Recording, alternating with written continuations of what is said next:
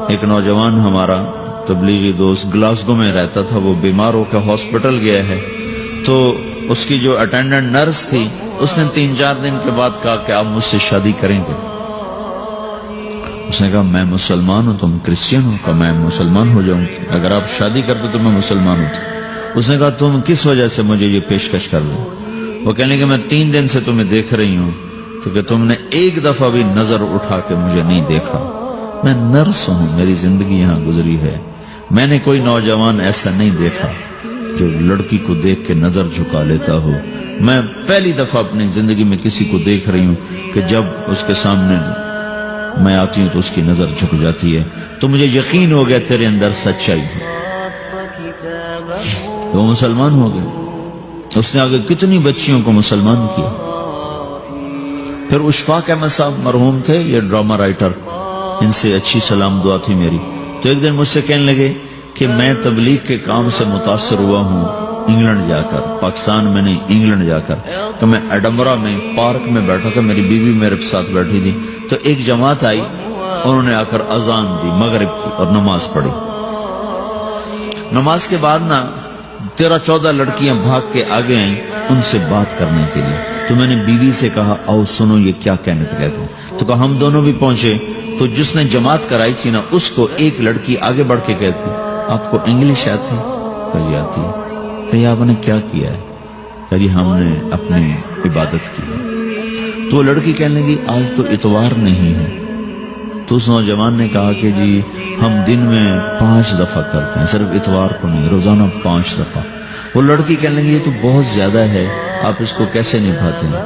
تو اس نے اس کو جواب دیا، 2-3 سوال اس نے اور کیے، جواب دیا۔ تو کہنے لگی اچھا بہت مہربانی، اس نے سے ہاتھ بڑھایا آگے ملانے کے لیے نا، تو وہ نوجوان کہنے لگا میں آپ سے معافی چاہتا ہوں، میں آپ کو ہاتھ نہیں ملا سکتا۔ تو اس لڑکی نے کہا کیوں؟ کہ یہ ہاتھ میری بیوی کی امانت ہے اور کسی کو نہیں لگ سکتا۔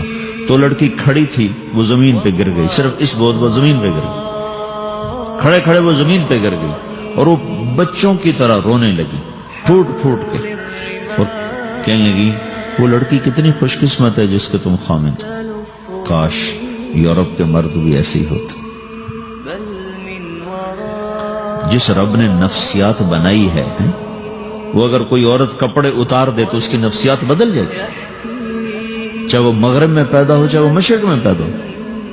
عورت کی نفسیاتی حیا ہے اور وفا ہے، کسی وفادار کی تلاش ہے، تو وہ اس کو پتہ بھی نہیں ہے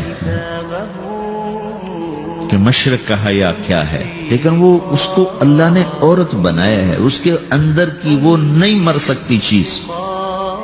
کاش یورپ کے مرد بھی ایسے ہوتے۔ اور آنسو پوچھتی ہوئی وہاں سے اٹھ کے چل دی۔ تو اشفاق صاحب مرحوم کہنے لگے میں نے اپنی بیوی سے کہا بانو آج وہ تبلیغ ہوئی ہے کہ لاکھوں کتابیں بھی چھپ جاتی، وہ کام نہ ہوتا جو یہ نوجوان اپنے عمل سے کر لیا۔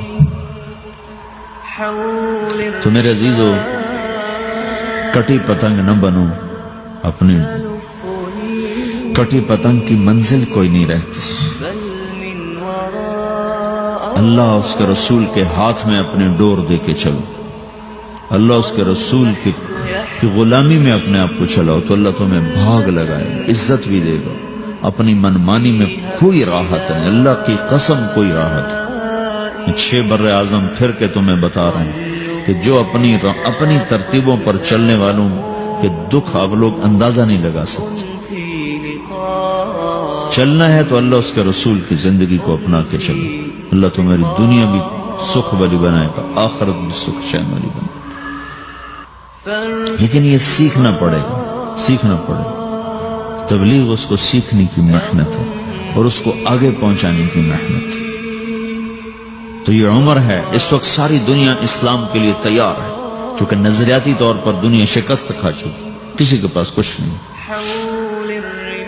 تو ہمارے پاس ایک ایسا خوبصورت نظریہ ہے کہ جو ان کو بڑی تیزی سے اپنی طرف کھینچ سکتا ہے، اور اللہ کا احسان ہے کہ تیزی کے ساتھ نسلوں کا رخ اللہ کی طرف ہو رہا ہے۔ تھوڑی ہمت کرو، چھٹیوں کا وقت تبلیغ میں دو، باقی وقت اپنی تعلیم کو دو، گھر جاؤ تو ماں باپ کے خادم بن کے رہو، نوکر بن کے رہو۔